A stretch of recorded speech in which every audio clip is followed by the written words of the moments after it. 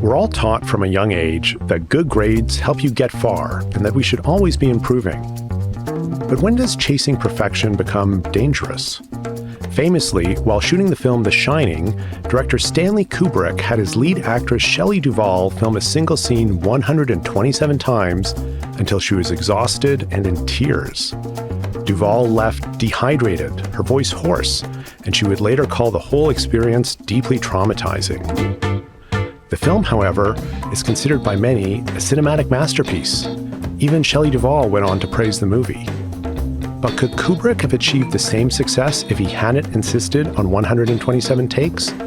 Would the film be worse if they had stopped at 34, 78, or even 100? Why do we need to chase perfection? Does it truly yield better results for us, our work, and society as a whole?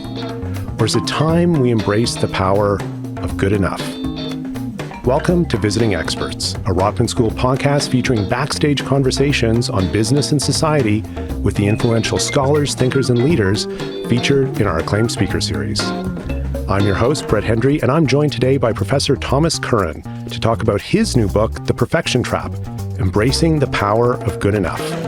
His book is a comprehensive and critical look at why we pursue impossible standards and provides a playbook on how to find happiness in imperfection. Thomas is a professor of psychology at the London School of Economics and among the leading global experts in the study of perfectionism and mental health. He authored one of the first comprehensive studies to look at how different generations view perfectionism, and his TED Talk on the topic has been viewed more than 3 million times. Welcome to Rotman and welcome to the podcast, Thomas. Thank you for having me. It's a pleasure to be here. I'm so excited to talk to an expert on perfectionism. And I think about my circle of colleagues and work associates and friends, and I think of people that I might say, oh, that person's a perfectionist. But maybe I'm using that term too casually. Can you help us understand what is perfectionism? Perfectionism is, and this is a really important starting point for any conversation around perfectionism, is a form of deficit thinking. It comes from a place of not feeling like we're enough. We don't have a perfect enough life. We don't feel like we're in a good enough position, or we're working hard enough, we're attractive enough, or whatever it might be that's important to us. And that's the starting point for all the high standards and the overstriving that we see on the surface. Now, we can point to people that do those things and we can say, they're totally a perfectionist. And they may be, but they may not be, because what matters is where that striving is coming from. Some people that you identify who have those excessive standards are perhaps conscientious, or maybe they're meticulous, very diligent. That comes from a very active, optimistic place of wanting to improve, wanting to learn. But perfectionism, the overstriving, all of that effort that's bound up in trying to perfect ourselves comes from a place of lack. And that's the starting point that we need to pay attention to. So where is that line of division between having high standards and ambition and being a perfectionism? When can you know that you've crossed over into a point that might be not great for your mental health and you're setting the bar too high? I think one of the things that's really important to pay attention to is what happens when you actually do things well. Because we can look at what happens when things go wrong, and perfectionists really struggle in those moments. But when we do things well, it tells us a lot about whether we're a perfectionist or not. And perfectionistic people, when they have succeeded, will kind of pass it off as happenstance or luck. They'll say, oh, that's just the bar I set myself. In other words, there won't be a great deal of satisfaction or, I suppose, savouring of that success. They'll always be thinking about the next thing, and then the next thing, and then the next thing, because the better they do, the better they expect themselves to do. So if you feel like that in moments of success, if you find it difficult to derive a lasting satisfaction, then that's quite indicative of a perfectionistic mindset, which is telling you it's never enough, there's got to be more. It's a real catch-22. You set for yourself these high standards and you're chasing them, but you're never satisfied, and the cycle just keeps repeating and repeating. Yeah, I describe it in my book as success is a bit of a bottomless pit to the perfectionist. And it has a really nice habit of turning our dreams, what we think are our dreams, into nothing more than dead ends. I'm a perfectionist myself, and if I could go back to when I was 20 and tell myself that I'd be a professor at LSE, I would never in my wildest dreams have believed that that would have been possible. But when you're actually there, then the next grant, then the next paper, you're always thinking about the next thing. And it's never quite enough to have this extremely high level of success. And I'm really working on that. And through the book, it's really helped me kind of come to terms and enjoy the success. But for the perfectionist, it's really difficult to do that because you're always thinking about what's next. I think when most people conjure an image of perfectionism in the mind's eye, they think about the quintessential overstriver, the relentless workaholic. But actually, although that's part of perfectionism, it's not the only part of perfectionism. So those high self-set standards, I need to be perfect and nothing but perfect, and I'm critical of myself when I haven't met those standards. That's called self-oriented perfectionism. Right. But perfectionism doesn't just express in that way. People who are perfectionistic also tell us that there's a very pernicious social element too. So not only do I expect myself to be perfect, but I also believe that other people expect me to be perfect too. This is called socially prescribed perfectionism. And thirdly, perfectionism is turned outwards onto other people. So I expect you to be perfect, and if you're not perfect, I'm going to let you know. If you put in a substandard performance, I'm right there to tell you about it. This is called other-oriented perfectionism. Right. So these are the three broad characteristics of perfectionism that capture a multidimensional perfectionism characteristic: self-oriented, socially prescribed, and other-oriented. It's important for us to understand there's these diverse sources that are impacting perfectionism in people, whether it's themselves or the communities or the social structure that they're in or how they're relating with other people. You mentioned performance, and that was something I was really interested in your book to read about. Can you help us understand what is the relationship between perfectionism and performance? It was counterintuitive to what I thought it would be. Yeah, it's really interesting, isn't it, the research on this area? We know that there's not really theoretically any link between those two. Self-oriented is constantly worrying about pleasing other people, what other people think. It's not necessarily conducive to high performance. Neither is demanding high performance of other people all the time, because that might get short-term wins, but in the long run, our relationships are going to deteriorate, and we're going to find that disharmony in the workplace is going to create a lot of problems. Mm-hmm. So those two haven't really been studied in the context of performance. But self-oriented, that high self-set drive, this is something we thought anyway before we did the research that would have some link to performance. What we see time and time again in research study after research study is that self-oriented perfectionism doesn't have any relationship with performance, particularly in the workplace. And so that's really interesting. And we think two things are happening. The first is that self-oriented perfectionists work really hard, but it's too hard. So they push themselves into a zone of decline and then diminishing returns to any subsequent increase in their effort. So they forego things like good sleep, exercise, time with family, essentially rejuvenating activities that mean we can come to work vitalized. And so they burn out. We see a lot of burnout among perfectionistic people. The second reason is, I think, even more interesting. And that's what happens when perfectionistic people encounter challenge. So when you put people in the lab, let's say you give them a puzzle task or maybe an athletic activity, and you tell them that they failed, so they didn't meet a goal. What you'll see in people who are very highly perfectionistic, their shame increases, their guilt increases, they feel very low in terms of their self-esteem. And then when you tell them to do it again, their effort just completely drops off a cliff. Non-perfectionistic people, by the way, don't do this. Their shame and guilt spike a little bit, but not very high. Pride sort of moves a little bit down, but it's not dramatic. And then on the next subsequent attempt, they'll just keep going. And it's that removal from challenge, that self-sabotaging behavior, things like avoidance, things like procrastination, which is very strongly correlated with perfectionism, is what's going on here when it comes to perfectionism and performance, because those things, of course, are in no way conducive to higher performance. So it's unsustainable work. And it's also self-sabotaging behavior, which I think is behind that non-existent relationship between self-oriented perfectionism and performance. I found that relationship between procrastination and perfectionism really, really fascinating. And I don't know if I consider myself a perfectionist or not, but something that I can identify with. And I think a lot of people can, that sometimes you put off the projects that you're scared about or that you worry you might fail at. And that's a very natural tendency for people.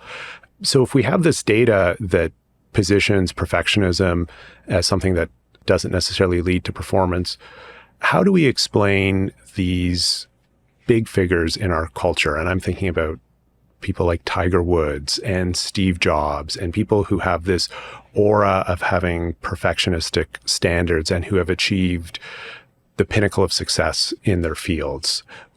Are they operating despite the data and the direction from which we should understand the data? No, I don't think they are at all. I think the perfectionism is very much behind their success. However, I think we have to be really careful of extrapolating from those exceptional cases like Jobs, Woods, Serena Williams and others, that it's the perfectionism that got them there. There are so many other factors behind that success. Happenstance, luck, being in the right place at the right time, growing up in the right socioeconomic background. If you're an athlete, having the right genes that are able to give you the lung capacity or the height or the athletic strength to be able to compete at a very high level in these sports. So many factors. And if you add perfectionism to the mix, then you might get a very, very high performer. Right. But maybe if you don't add perfection to the mix, you might get there as well. The point is that maybe it is perfectionism, maybe it isn't, but there are way more important factors behind those success stories. And actually the data is clear. It's not perfection that's going to carry us forward. It's going to be an impediment to success. And there are other ways to strive that on top of those other factors will get us to the top. Things like conscientious, being diligent, working meticulously. These things are amazing. They are important to high performance, but not perfectionism. Can you talk to us a little bit about where perfectionism is in society right now? This was something you touched on in your book that I found really fascinating, and you described it as an epidemic. So where do you see things right now in society, and what should we understand? So this is why I wrote the book. I mean, this is why I did the TED Talk. This is why my research has, I suppose, been brought to the consciousness of the general public. I did a big study a few years ago, tracking perfectionism across time. Huge data set. We've got about 45,000 young people, measured levels of perfectionism from 89 to the present day. And we measure self-oriented, socially prescribed and other-oriented perfectionism. And what we see is other-oriented and self-oriented are slightly ticking upwards, but it is what it is. It's socially prescribed perfectionism that's had a staggering rise in recent years, and it's on an exponential curve right now, which means it's going to grow faster into the future and way faster than perhaps we're ready for. I think we have to be really aware of this, is why I call it an epidemic, and a brewing epidemic at that, hidden in plain sight. The very ubiquity of these feelings and these pressures are disguising the problems that they create. And we know that socially prescribed perfectionism is the most extreme form of perfectionism, most strongly correlated with negative mental health outcomes. If there was any characteristic we didn't want to be rising like this, it was socially prescribed. But I think it's important for us to recognize that this is going on among young people. We have to understand what it is, why it's happening, and as a society, as a collective, start to address the root causes. And what is the research, or what are the best theories right now in terms of what's driving those increases? Oh, there's so many factors that you can point to. I mean, social media is the one I always get asked about, and clearly there is a link there. Our data shows spikes in social prescribed perfection around 2007, which is when Apple released the iPhone. An interesting date for other reasons too, but it's when Apple released the iPhone. Social media platforms almost overnight came into our lives 24/7. I don't think there's any doubt that social media is driving some of this. But there's also increased pressure out there in the broader economy. Economies have slowed quite dramatically since 2008, and that's created a lot of difficulty. In order to get more growth out of the system, we've had to kind of treat it as a bit of zero sum. So what's taken at the top is necessarily borne by young people in particular through higher house prices, for instance, more college debt, having to put off, delay adulthood. And they're finding it really tough right now. And this is not just in their material economic life, but also in schools and colleges, where now the college premium is really confined to an advanced degree. And therefore, the competition to get into these elite institutions has become really, really fierce. So schools have become highly pressurized. Colleges have become highly pressurized. Parents are seeing this pressure, and they're passing that down to their children too, through higher expectations. So there's an aura here of expectation, an aura here of pressure, which whether it's in social media, schools, colleges, in the workplace, through parents, is weighing on young people's perceptions that the expectations that are put on them are excessive, and that they're struggling to deal with them, and they're becoming a little bit overwhelmed. This is all circumstantial evidence. This isn't a causal analysis that we've done, but I think those are the main things we can point to. You talk a little bit more about parenting, and you talked about it in the book, and it was interesting, if I interpreted correctly, to read that, of course, parents are a factor, but a bigger factor is just the social milieu and the socioeconomic situation that they're in. Is that correct? Yeah, there was a very famous child development researcher, Judith Harris, made a very controversial statement in the 90s, which is basically parents have no impact on the way young people turn out. It caused a bit of a storm because it goes against what we think about the importance of parenting. And what she was saying wasn't that parents don't matter. She was just saying they don't matter in the way we think they matter. Parents, of course, pass their genes on to us. But beyond genes, the broader environment is what pushes on both the parental behaviors and young people's perfectionism. And what did Judith Butler mean by that? She meant that the broader social context in terms of high expectation and high pressure, particularly for achievement and work ethic being a very strong priority for American, Canadian, British parents, this is where the data's come from, has really started to weigh on young people's sense that they need to do more, they need to be exceptional, they need to excel all the time in order to get their parents' approval, but also to get approval of society, right? To get into the best colleges and therefore the best jobs, which is what you don't see in other countries, by the way. You don't see this so much in Scandinavia and mainland Europe, where parental behaviors tend to be less focused on work ethic and more focused on individuality, on creativity, on young people pursuing their own interests. So that tells us that there are very heavy cultural impacts on not just the way young people interpret the social world, but also the way parents parent. Right. And this is what we're seeing in the data. We're seeing parental expectations, some data we've done, increasing over time in lockstep with that rise in socially prescribed perfectionism. So again, it's a circumstantial correlation, but we think it's a pretty important one. The nature of perfectionism spreading with younger populations and the fact that it's growing is manifest, I think, to all of us watching social media and other sources.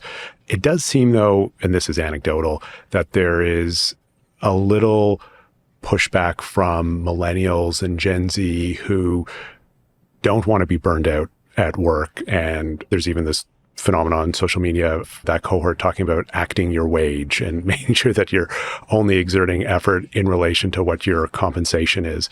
Is that a cause for hope, or is that something you've picked up on and found interesting? I think there is definitely a counterculture that's springing up organically. I see it in young people. Just recognizing more that the economy isn't necessarily working for them in the way that perhaps it did for their parents. And there's many reasons for that. And some of that is true and some of that is not true. But nevertheless, you can understand why young people feel the need to say, okay, well, if I'm being pushed hard, but I don't feel like I'm getting the rewards for that pushing and that working and that grinding, then maybe it's time for me to reconsider and think about other things that are more important in my life, about spending time with friends, family, communities, and all the rest of it. I think that's an eminently positive thing. But I think as a society, we need to meet them halfway in this. And if young people are telling us that the expectations they feel are very high and that they're pushing back against them gently, then we need to look at data that suggests we can get more for less. If you reduce the working week, for instance, there's a lot of evidence to suggest that you can get more productivity out, which is a staggering finding, but it's so true. You look at AIs coming on board now, huge productivity gains from AI. Now, what do? Do we take those productivity gains and we get people to work more? Right. That's how we would grow the economy traditionally. But is it time for us to say, actually, the size of the pie is really large and perhaps we can use the productivity gains for AI to give people back more time in their communities with their families or whatever it might be, i.e. to use it to enhance human needs, to build human and social progress rather than just profit. All of these things I think young people are thinking about, and they're reflected in some of these trends that you're seeing. And I think it's a very positive thing. You mentioned in the book even some of the recent research, and we've had some here at the Rotman School as well, around the productivity benefits around 4-day work weeks. And that's certainly something that is very interesting. I think a lot of people should pay attention to. We talked about younger generations coming to some increased self-realization about their own mental health. And you said earlier in the conversation that you yourself consider yourself a perfectionist, and you share that quite openly in the book. Help us understand your journey and how you came to that realization, and why was it a concern for you? My journey really is, I grew up in a working class community, never expected myself to be here, carried a lot of anxiety about that throughout my working life, and always felt like I wasn't enough. My motivation was driven from a place of scarcity, a place of lack all the time, felt like an imposter, like I didn't belong. That is catnip for perfectionism. That's under the conditions of scarcity and lack, perfectionism thrives. And certainly it thrived in my case. But towards the end of my 20s, I was burnt out. I was experiencing considerable psychological difficulty, particularly panic and anxiety. And I basically broke down. I had to take 6 months off. It was something that created so much psychological difficulty. And really that was the turning point for me. The reason why I wanted to do more work in this area, understand it better, was that there had to be a better way to do this. I couldn't just be driven by scarcity all the time. I had to find some abundance in my life. And unfortunately, perfectionism and even capitalism to a certain extent doesn't thrive under conditions of abundance. It needs scarcity to keep us moving forward. And what abundance is essentially is enoughness, of knowing that what we have in this moment is plenty, is being grateful for that. And just, I suppose, enjoying our success, enjoying where we are, trying to find the things in life that give us happiness and satisfaction and contentment. And that is really the turning point in my journey. And the people who I've spoken to have been able to turn the corner on perfectionism is being able to find in life those things that bring them joy and not necessarily think that they've got to keep moving forward all the time. There's a place for growth, like there is in the economy, like there is in our own lives. There's always a place for growth. Don't get me wrong. I'm not saying, burn the whole thing down. But what I am saying is we also have to find in our lives those moments of contentment and where we recognize that we are enough. And that's why I talk about in the book a lot about vulnerability and self-acceptance, because I think those things are so important when it comes to breaking free of perfectionism. So that's certainly been the case in my life. I've been taking a slightly different outlook on life and trying to work for it, purpose, meaning, doing things that leave something in the world that make a difference. Yeah. And that's like taking a sledgehammer to perfectionism. It definitely sounds like a very challenging process and journey that you went through. And it's very brave of you to share it so openly in your talks and in your books. And I think it's valuable for people to hear that. For people who have those feelings, what were some of the things that you did that helped you turn the corner and appreciate your achievements that you already had? I just want to preface, before I go into this, it's really important to recognize that this isn't about dialing back expectations or not wanting to do remarkable things. This is about recognizing that when we have done things well, accepting that that is a amazing achievement and feeling that even though, yes, we can continue to grow, that in this moment it's enough. And I think what's really important here is to recognize that vulnerability and being able to accept that we're flawed and imperfect is an important first step in that direction. Brené Brown talks about it a lot, but showing up. If you don't feel confident in something, just give it a go. Put your hand up to do a talk if you don't feel like you're a very confident speaker. And just go through the anxiety that will instill and that will engender, because it will. Put your hand up to do a report if you don't feel like you're very good at leading projects, whatever it might be. Go through the anxiety, go through the discomfort, and at all times remain kind to yourself. Self-compassion alongside vulnerability is crucial, because we're going to make mistakes, we're going to make setbacks if we push ourselves into the world a little bit. And then we're going to succumb to our perfectionism, because we always will. This isn't a linear path. And when we do succumb, we're going to employ even more self-compassion to make sure that we're brave enough to be vulnerable again. And so begins the cycle. But the more you get comfortable with that discomfort, the more your perfectionism starts to become less of an influence over you. And it's a long process. It's not easy, but that is really where it begins. And finally, and this is really important, on top of vulnerability and self-compassion, radical acceptance is also crucial, because there's a societal piece too.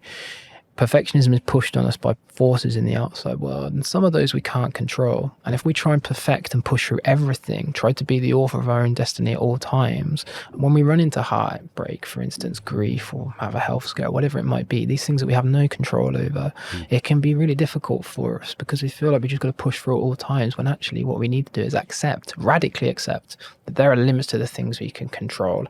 And that's okay. It's just part and parcel of living in an imperfect world. So vulnerability is really crucial, self-compassion really crucial, and radically accepting where we are and what we have is so, so crucial. And that doesn't preclude high performance, and that doesn't preclude success. None of those things mean that we're settling. Right. It just means that we're able to live more contentedly and with a little bit more joy, knowing that we're imperfect. That's a great framework for helping us all understand how we can treat ourselves with more compassion and be more accepting of what we can achieve. I'm curious what your advice is for leaders and managers who are supervising people who might have those perfectionistic tendencies and who might not be exercising the self-compassion that they need to. What's the role for leaders to develop their team in that context? Well, firstly, you got to lead by example. That's so crucial. And you've got to set up a working culture that provides a degree of psychological safety. Amy Edmondson has written very persuasively on this, and I think she would be the one I would go to if you want to learn more about psychological safety. But in essence, what psychological safety is providing a culture where people know that it's okay to make mistakes, where it's okay to goof up, where it's okay to maybe put in a bad pitch or not get a contract or whatever it might be. These are things are part and parcel of a working environment, and that people know there's some kind of safety to show their vulnerability. And that's so important. Because if you don't have a culture of psychological safety and people feel afraid to speak up when they make mistakes, then it could be right up until the point where you're going to release something into the world where you recognize there's a mistake, and that's going to cost you way more than if you were able to recognize that something was going wrong when it actually happened. And so psychological safety is actually not just important on a psychological level for employees. It allows them to speak up. It allows them to feel like they're comfortable when they've made mistakes. As leaders, we need to normalize that experience too. So when we've made mistakes, we need to laugh about it, joke about it, tell our team about it. That's so important. We need to normalize mistakes, normalize failure, and that will allow people that we're working with to speak up when things have gone wrong. They know it's okay, they know it's a safe environment to do that. We can put it right, we can move forward. So lead by example and create cultures of psychological safety. Those are probably the two most important things when it comes to perfectionism. Those are great insights and really help us understand how we can shape the workplace. And I know you grew up in England, so I don't know how familiar you are with Saturday Night Live, but they used to have a self-help character called Stuart Smalley, played by Al Franken, and he would look in the mirror and he'd say, "I'm good enough, I'm smart enough, and doggone it, people like me." And it was played for laughs. But reading your book and listening to you now, I feel like there's some wisdom in that message. Yeah, I think there's definitely wisdom in that message. I was on a podcast the other day with Dan Harris. Dan Harris is an American journalist who's written a book called 10% Happy. He's a big fan of meditation and mindfulness, which I am too. He was talking about how we should really accept that sometimes we're just a bit fat, a bit lazy, a bit unproductive, and those things are just as important parts of our existence as other times when we're really fit and really working productively and doing amazing things. Our common humanity is so complex and nuanced. There are times when we're up and there's times when we're down, and we're exhaustible, fallible creatures, and feeling like we're good enough is almost the hardest thing to do in this culture, when it's telling us that we have to focus on those areas in our lives where we're remarkable and somehow hide and conceal those areas where we don't feel so good. That denies an important part of our existence, because it's all about the yin and the yang. It's the good and the not so good, and that's just part and parcel of our humanity. And so I'm totally on board with the message. I think we just need to recognize sometimes that we are enough, that just living, existing, breathing is enough. Our incomprehensible miracle of existence means we're enough, and anything beyond that is a bonus. So I think that message is important. I think it's timely, and I think it's, particularly for young people, one that they need to hear. It's a great message, and it's really, as I said, brave of you to share your story and to give us so much to think about in terms of how we can improve our own mental health and set standards for ourselves and for our colleagues that are realistic and achievable, but also things that we can be proud of, and we can always strive to do better, but without hurting ourselves in the process. Thank you, Thomas, for being here at Rotman and for being part of this conversation today. Thank you for having me. Thomas, where can people find you? They can find me online. If you Google Thomas Curran, The Perfection Trap, my website will come up, or my social media handles, LinkedIn and Twitter, will come up. If you are good enough to buy the book, please, listeners, let me know. I love to hear from readers, whether they liked it, whether they didn't. It's all good to me. So do get in touch. I'd love to hear from you. Terrific. We will find you online. This has been Rotman Visiting Experts Backstage Discussions with the world-class thinkers and leaders from our acclaimed speakers series. Thomas Curran's new book is The Perfection Trap, Embracing the Power of Good Enough. To find out about upcoming speakers and events visiting us here at Canada's leading business school, please visit rotman.utoronto.ca/events. This episode was produced by Megan Haynes, recorded by Dan Mazzata, and edited by Damian Kearns. For more innovative thinking, head over to the Rotman Insights Hub, and please subscribe to this podcast on Spotify, Apple, or wherever you get your podcasts. Thanks for tuning in.